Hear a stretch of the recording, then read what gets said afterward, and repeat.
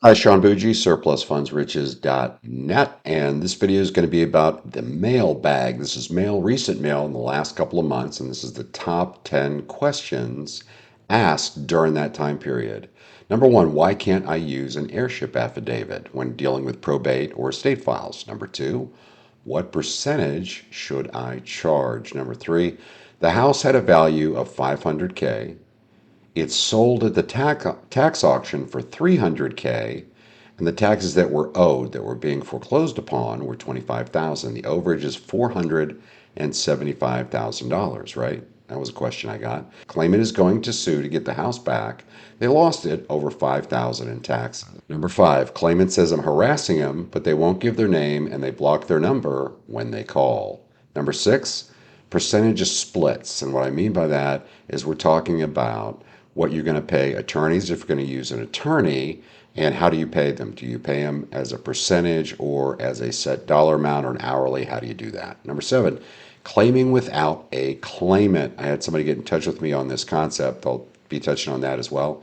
Why charge for the program? This is number eight. I always get this the weeks leading up to each sale, like the week or two before the sale. I've been doing this for 35 years. I got that comment. And do I need an LLC? And I'll give you the context for number nine. I've been doing this for 35 years. All right, so real quick, because we have the sale coming up April 5th and 6th, guys, we only make our programs available one time per month. This month for April, it will be April the 5th and 6th, starting at 10 a.m. Eastern Time on the 5th. Our products page at surplusfundsriches.net will become a buy page starting at 10 a.m. Eastern Time on the 5th, and it will go away, completely disappear at 10 p.m. Eastern on the 6th of April. Then you have to wait until May. You can click the link that looks like this to reserve your spot. When you see it at the end of the video, reserve your spot using that link. It'll take you to the products page that also has downloads for program overviews and the pricing for that sale. Got a killer bundle coming up for $697 that's closer to $1,300 worth of programs. In addition, of course, you can come on board for $597 with the national surplus, and that has a partnership option. If you missed the webinar this past Thursday, it's available on this channel, on the YouTube channel that you're seeing this on. Subscribe to this channel by clicking the link that looks like this when you get to the end of the video. So let's get through these questions. Number one, why can't I use an heirship affidavit? And that's good enough, right? The claimant has passed away. You have an affidavit signed by all the heirs, notarized, all that. Why can't you just use that? Well, the majority of states are going to require that you open up an estate or probate file unless there's a will. And even then, a lot of the states are going to actually look for an executor for that will to actually pay out as directed. What percentage should I charge? That's up to you guys, and depending on how you're going to do it, because we use attorneys in a structured buyout agreement, typically we're going to net prior to some other expenses, but out of the deal, we're going to net about 40%. The house had a value of 500 grand. It sold at auction for 300, and the taxes were 25,000. The overage is 475, right? In other words, the value, or what the projected value is online, less than 25,000 in taxes. No, guys. First of all, you need to get a list to actually see the exact amount in overage that's currently being held. Secondly, you're looking at sales price versus what was owed at the time of the auction. Now, in mortgages, that can actually be adjusted later. For instance, a $250,000 mortgage or as an opening bid could actually be 265 before it's all over in debt or costs incurred. So a $300 sale in that instance would be 35,000. But in this instance, it sold for 300. Doesn't matter what you think it was worth. It sold for 300 grand, and the taxes owed were 25. It's probably 275. I would still get a list and double check, but it's probably 275,000. Now that's before, if there is additional debt, if there's a home equity line, second mortgage, first mortgage, whatever. If there's some kind of debt against that property or that individual that was recorded in the same county as where the foreclosure occurred, where the house was, right? And it was in place prior to that foreclosure, that has a priority claim to the surplus. Number four, claimant is going to sue to get the house back. They lost it over 5 grand in taxes. We hear this a lot, guys. They think they're going to be able to pull that out of there, out of the auction, particularly with taxes and a redemption state where they have some time to come up with money. Typically, that doesn't happen. I would just tell the people, hey, thanks for letting me know, and I will get back to you in another month or so just to check in. Because guys, they're probably not going to get it back. If they didn't have the 5 grand prior to the foreclosure, a miracle didn't happen and they came up with it. All right. Claimant says I'm harassing them, but they won't give me the name and they're blocking their number when they're calling me. Well, I would just lay it out to them. Hey, listen, I have no problem stopping contacting you. I don't want to work with somebody that doesn't want to work with me.